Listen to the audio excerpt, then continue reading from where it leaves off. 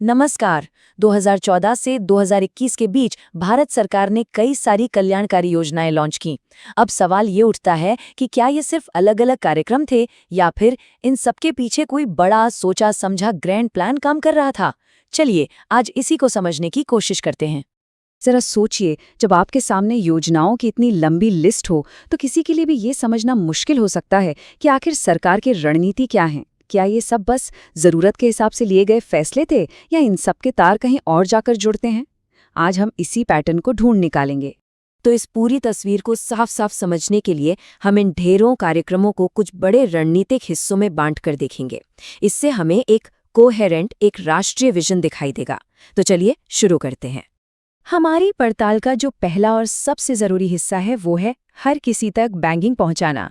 आप कह सकते हैं कि ये बाकी सभी कल्याणकारी योजनाओं की नींव है। आइए देखते हैं कि कैसे। देखिए, ये तीनों योजनाएं मिलकर एक तरह का फाइनेंशियल सेफ्टी नेट यानी वित्तीय सुरक्षा जाल बनाती हैं।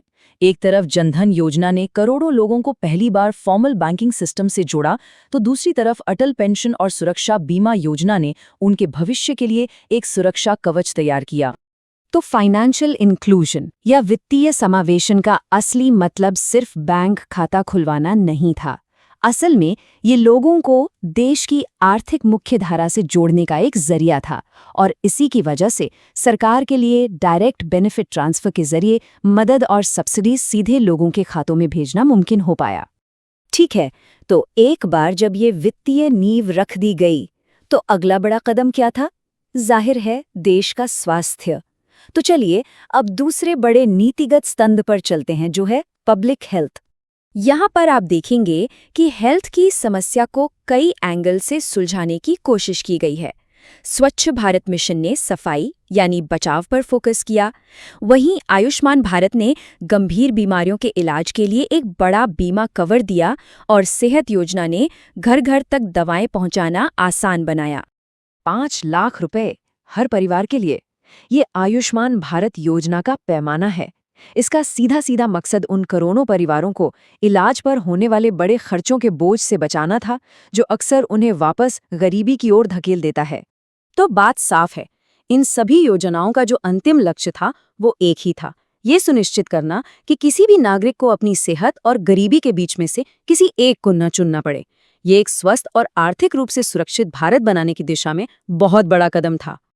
अब बैंकिंग हो गई, हेल्थ हो गया, लेकिन भारत का एक बहुत बड़ा हिस्सा तो आज भी गांवों में रहता है।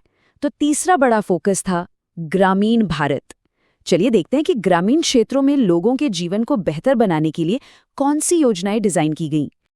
देखिए, इन योजनाओं ने गांव के जीवन की एकदम बुनियादी जरूरतों पर ध्यान दिया। उज्ज्वला योजना ने महिलाओं को चूल्हे के धुएं से आजादी दिलाई, सौभाग्य योजना ने हर घर तक बिजली पहुंचाई, और ग्राम उजाला ने ऊर्जा बचाने में मदद की। ये सब मिलकर लोगों के जीवन स्तर को सीधे तौर पर बेहतर बनाने पर केंद्रित थीं। और यहीं पर आकर सारी कड़ियां जुड़ती हैं।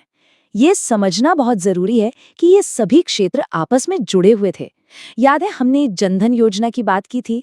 उसी ने बाद में इन ग्रामीण विकास के कार्यक्रमों के लिए एक मजबूत जमीन तैयार की।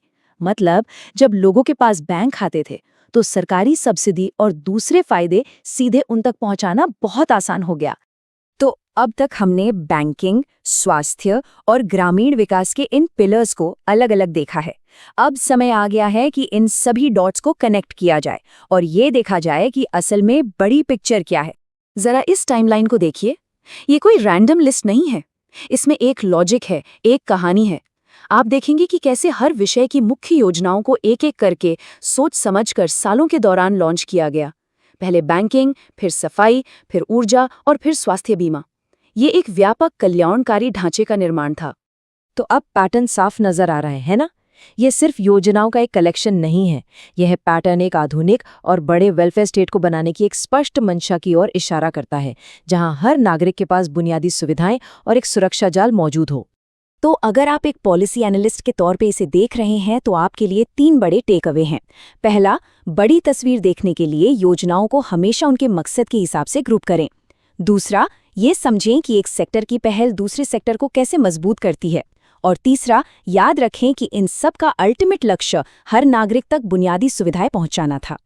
और हम आपको इसी सवाल के साथ छोड़ जाते हैं कि जब बैंकिंग, स्वास्थ्य और बुनियादी सुविधाओं की ये नींव रखी जा चुकी है, तो इस पर अगली इमारत कौन सी बननी चाहिए? भारत के वेलफेयर का अगला चैप्टर क्या होगा? इस पर सोचिएगा जरूर। शुक्रिया।